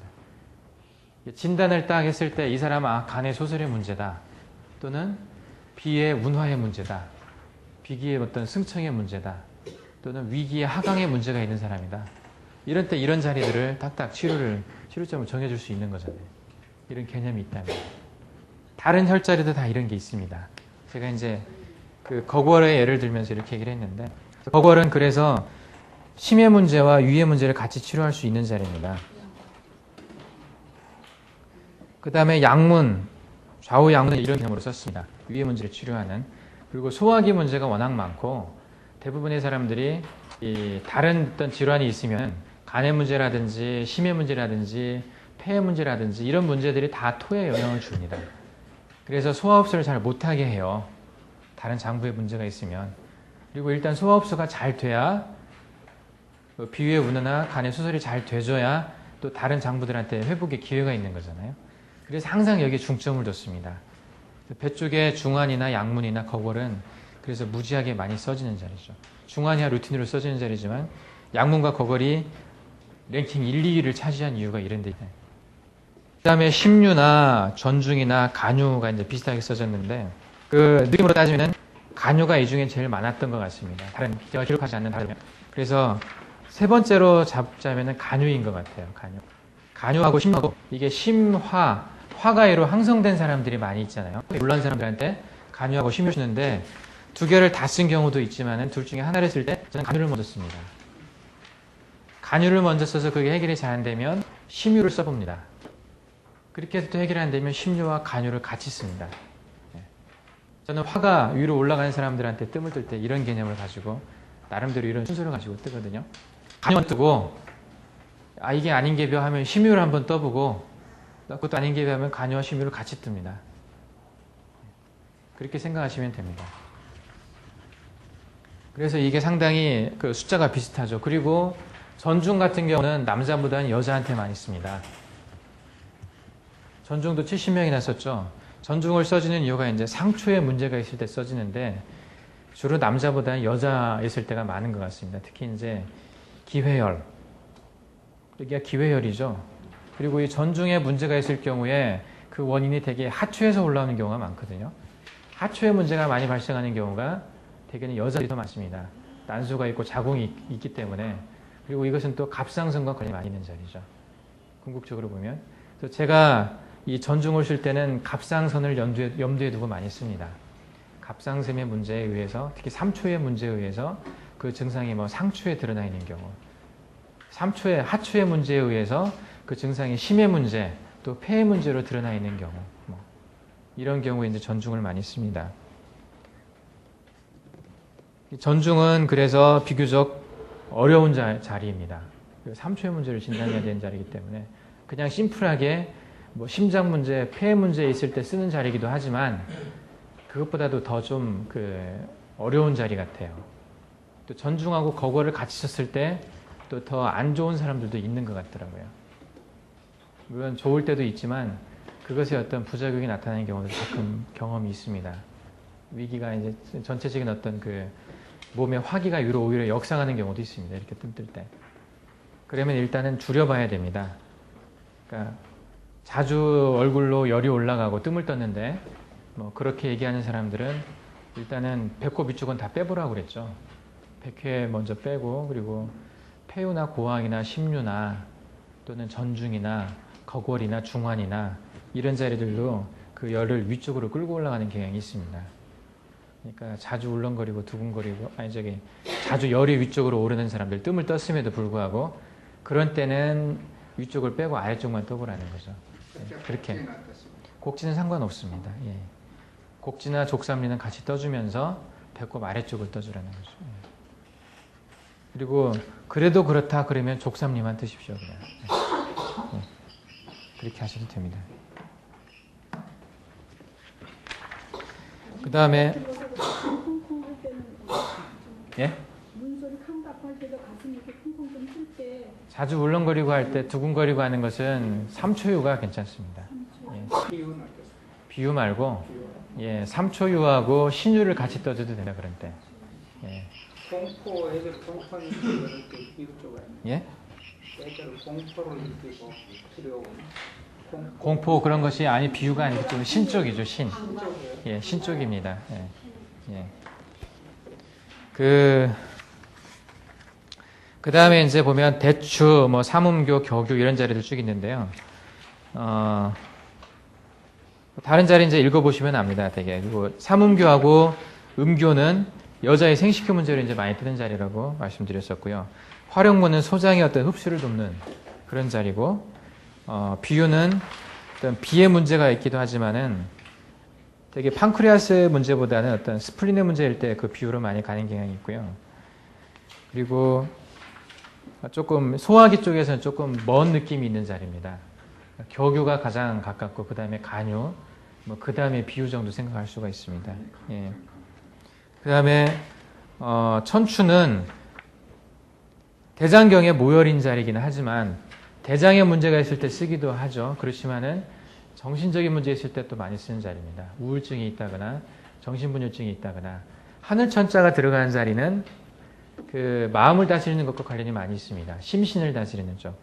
그리고 이게 천추라는 자리가 신유하고 또 맞서는 자리죠. 등 쪽에 신유가 있다면 배 쪽에 똑같은 위치에 천추가 있습니다. 그래서 그 신을 많이 쓰는 자리입니다. 실제 천추가 써지는 것을 보면 굉장히 넓습니다. 루틴으로 꽂는 자리고 뜸까지 때는 이제 조금 병이 깊을 때 이제 뜸을 뜨죠. 진짜로는 상당히 좋은 자리. 침은 그래서 누구한테나 놔주는 자리고 그 뜸을 뜨는 것이 자리가 나는 것 때문에 보시면 이런 적응증이 됐을 때는 뜸도 이제 많이 뜹니다. 그래서 저도 천추를 많이 썼죠. 대거는 그 난소 쪽의 문제를 생각할 때 많이 쓰는 자리입니다. 그래서 이제 문제를 많이 쓰죠. 난소 쪽에 문제가 있을 경우에 대거의 반응이 많이 나타납니다. 대거가 근데 위치가 조금 달라요. 이따 제가 사진을 보여드리겠지만은 그 사진마다 대거 쓰는 게 조금 사람마다 좀 다른 걸 볼 수가 있어요. 그것은 반응점에 따라 좀 다릅니다. 네. 다른 자리는 한번 이유들을 좀 읽어보십시오. 뭐 제가 이제 한 번씩 했던 얘기들인데 이 자리에 대해서는 요 18가지 혈이 있죠. 요것은 숙지를 하고 계셔야 됩니다. 여기 이제 경혈 어떤 주치에 대해서 좀 쓴 건데 이것은 다른 책에 나와 있는 얘기는 아니거든요. 그러니까 다른 여러 책들을 참고를 했지만 구당쌤이 쓰시는 그 이유들을 또 첨가해서 쓴 자리들이거든요. 그래서 이 자리들은 꼭 기억을 하셔야 됩니다. 이건 굉장히 중요한 자리니까 굉장히 많이 써진 자리이기 때문에 왜 이 자리를 썼는지 그 이유들을 꼭 기억을 하고 계셔야 됩니다. 이거 꼭 암기를 하십시오. 여기는. 예. 이게 핵심이니까 무극보양뜸을 제외하고 나면 무극보양뜸이야 그냥 가는 자리지만 이 자리는 어떤 치료의 의미를 갖고 쓰는 가장 핵심적인 자리입니다. 예. 그러니까 이건 꼭 암기를 하셔야 됩니다. 달달달 꿰셔야 됩니다. 예. 거기 이제 여러 가지 이유가 있는데 그 사람들마다 여기가 부어 있는 사람도 있고 좀 들어간 사람도 있고요. 그래요. 중앙 부분이 들어간 사람들은 대개 위가 하수되어 있는 사람들입니다. 중기가 하음된 사람들이 많이 꺼져 있습니다. 그 장기가 밑으로 좀 내려가서 이렇게 꺼진 경우들이 있거든요. 네. 그런 사람들은 또 중기를 보아주기 위해서 중환이나 양문을 좀 떠줘야 되죠. 네. 뒤에 비유를 떠줄 수도 있고요. 그 거골 자리가 조금 이렇게 올라와 있는 사람들, 거기 조금 이제 부어 있는 사람들이죠. 거기도. 예. 거기도 뜸을 떼야 될 자리입니다. 그게 이제 거골이 올라온 이유도 그 위쪽, 그 하부식도 쪽에 문제가 있거나 상부 위쪽에 문제 있는 경우, 그런 경우가 많고, 심장에 문제 있는 경우도, 위하고도 관련이 있고, 그 심장 쪽과도 관련이 있습니다. 간하고는 상관없이. 간도 관련이 있을 수 있죠. 그쪽에. 거기가 이제 심하만, 뭐 심하비경, 여기를 만졌을 때 좀 딱딱한 사람들, 뭐 그런 사람들도 있거든요. 되게 1차적으로는 심의 문제를 생각 많이 하고, 상부 위쪽의 문제, 위에 분문부죠. 푼두스라고 하는 그 부분의 문제일 경우도 있고요. 간의 문제일 경우도 있고 그렇습니다. 직접 거꾸로다가 거울에다 뜸 뜨면 됩니다. 그 자리다. 거기는 한 100장, 5장 똑같이 뜨시는 게 낫습니다. 다른 데하고 5장. 그리고 7번째로 이제 그 척추 부위를 이제 오방뜸을 잡는 거죠. 이건 그 심경학적인 개념으로 많이 접근을 합니다. 그 IMS에서 하는 방법과 유사한 자리죠. 현대의학의 IMS. 그러니까 제가 자율신경 얘기하고 뭐 어떤 그 여러 가지 어떤 피부의 이상 반응들, 경결이 있다거나 색깔이 변했다거나 또 땀이 더 난다거나 덜 난다거나 뭐 이런 자리를 이따 또 한번 보여드릴 텐데, 그런 문제가 있을 때 이제 그 척추 부분의 어떤 세그멘트 이상을 생각을 하고 그 자리에 뜸을 뜰 수가 있습니다. 침을 놓을 수도 있고요. 그래서 IMS는 대개 이것만 이용을 하죠. 요 개념만 생각을 하는데, 구당샘은 이외에 몇 가지가 더 있습니까? 한 8가지. 8가지 어떤 개념 중에서 IMS가 쓰는 것이 하나 정도밖에 안 되니까 IMS에 비해서 구당샘이 쓰시는 방법은 훨씬 더 높죠. 훨씬 더 체계적이고 훨씬 더 그 균형 잡힌 치료 방법입니다. 그래서 IMS를 공부한 의사들이 구당샘이 하시는 걸 보고 많이 놀라는 이유가 훨씬 앞서가 있다는 거죠, 방법이. 아마 IMS 하는 사람들이 구당샘이 하는 것을 연구를 하면 많이 도움이 될 겁니다. 그래서 의사들 사이에서 뭐 포천 중문에 대해서 하시는 그 안강 선생님이나 이영진 선생님이나 이런 분들이 굉장히 잘하는 걸로 높이 추앙을 받고 있지만, 그 침뜸을 좀 공부하고 동양을 공부한 사람들 입장에서 보면 수준이 아직 낮습니다, 거기가. 그러니까 그 조그만 것을 그것만 사용하라고 있으니까, 물론 정확하게는 쓰죠. 그냥 두리뭉실하게 공부한 사람에 비해서 정확하게 쓰긴 하지만 그 가지고 있는 한계가 너무 짧습니다, 사실은. 몸 전체를 치료한다는 개념으로 보면. 그래서 한때 그 포천 중문의대 IMS 하시는 팀에서 구당 선생님 그 심수련에 견학을 하겠다고 하신 적이 있었어요. 그때 그 제가 막았습니다. 저를 통해서 이제 얘기하신 분이 있었는데, 하시려면 1년 공부하시라고 그랬어요. 그러니까 1년 동안 침뜸 공부를 하고 그 다음 와서 견학을 해라. 안 그러면 별거 없냐고 그냥 가버립니다. 구당쌤이 하고 있는 이 다른 어떤 음양을 조절하고 몸을 좋게 해주는 어떤 전신 순환을 좋게 해주는 그런 개념을 가지지 않고 구당쌤의 치료법을 보면 우습게 봐버립니다. 그 보고 가서 욕할 가능성이 많아요. 그래서 제가 못 오게 했습니다. 그랬더니 못 오게 온 건 아니죠. 못 오게 한 건 아니지만 공부를 하고 나서 1년 뒤에 와서 견학을 하라고 그랬더니 안 왔습니다. 힘들잖아요. 1년 공부하고 다시 견학한다는 게 힘들거든요. 여기에서 척추 분절의 급돌 기관이라는 거 이렇게 척추가 이렇게 튀어나오는 동맥입니다. 동맥유치예요. 급돌기 사이거든요. 함화되어 있는 부분이죠. 뼈 끝털이는 치료점이 아니고 뼈와 뼈 사이입니다. 되게. 그 사이를 얘기합니다. 그리고 8번째로 누구에게나 도움이 되는 경혈자리를 정하고 대부분의 사람에게 치료한 치료점을 갖는다. 이게 이제 여러 가지 의미가 있는 자리들입니다. 그 경락경혈학적으로 어떤 그것을 최도 이제 극대로 그 효과를 끄집어낸 자리일 수도 있고, 현대학적으로 따지면 뭐 MPS나 뭐 TPI나 이런, 그러니까 마이오페셜 페인 신드롬이라고 어떤 근육에 자주 문제가 발생하는 근육들이 있거든요. 거기에 침을 놔주면 좀 편해지는 자리가 있는데, 그런 개념으로 접근해서 봐도 좋고, 동양학적인 개념이 어떤 순환을 통한 어떤 가장 순환을 잘 시켜주는 자리라고 봐도 좋고, 이런 자리들입니다. 이건 제가 다음에 이제 강론을 하면서 한 번씩 이제 자리들을 말씀을 드리겠습니다. 태충이나 합곡이나 천추나 동자류나 골륜이나 위중, 양릉천, 천료, 천종, 천주, 풍지, 이런 자리들을 가장 많이 쓰는 침자리들이거든요. 이 자리들만 알고 쓰셔도 웬만큼 치료를 할 수 있습니다. 침자리는 이 자리, 뜸자리는 무극부양 뜸자리. 이 자리만 하면은 치료할 수 있습니다. 거의 모든 환자의 한 60, 70%는 이걸로 치료가 됩니다. 예. 그래서 쉬운 겁니다, 이게. 침 놓을 줄 전혀 몰라도, 음양, 오행 전혀 몰라도, 그냥 이 자리 따라서 하면 됩니다. 답답하면 가시지 않죠. 예, 답답하면 가시지 않죠. 왜 하는지 모르니까. 그리고 뜸자리도 전혀 몰라도 무극부양 뜸자리, 그렇게 해도 됩니다. 구당선생님이 붕어빵 강조하시거든요. 왜 그러냐면, 니 딴 생각하지 말고, 이거 그냥 따라만 해라, 그거예요. 니들 나름대로 뭐 막 만들어내고 할 생각 하지 말고, 내가 해보니까, 수십 년간 해보니까, 이렇게만 하면 많이 고쳐진다. 그러니까 다른 거 고민하지 말고 그냥 따라서 해라. 그게 붕어빵이거든요. 제자라고 안 하십니다. 제자가 될 거면 선생님을 능가해야 한다고 생각하세요. 그러니까 당신을 능가할 정도 자신 있으면 제자라고 해라. 자기 걸 똑같이 쓰면서. 그러지 않으면 그냥 붕어빵이라고만 해라.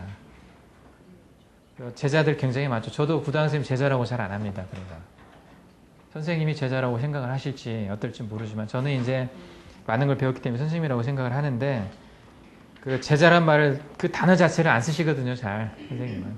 예. 그래서 여기 계신 분들도 제 제자라고 하지 마십시오. 어디 가서. 네, 붕어빵이라고 하십시오. 예. 저는 아마 제자라고 생각하고 제가 좀 심의를 기울여서 가르칠 수 있는 사람은 아마 60 넘어야 될 것 같습니다. 그리고 몇 명 안 나올 것 같습니다. 한두 명 정도. 그 정도만 아마 제자가 될 것 같고 다른 분들은 그냥 뭐 이렇게 혹시 제 제자가 꼭 되고 싶다. 그러면 앞으로 한 20년 기다리십시오. 예, 인도까지 오셔가지고 제 옆에서 한참 계셔야죠.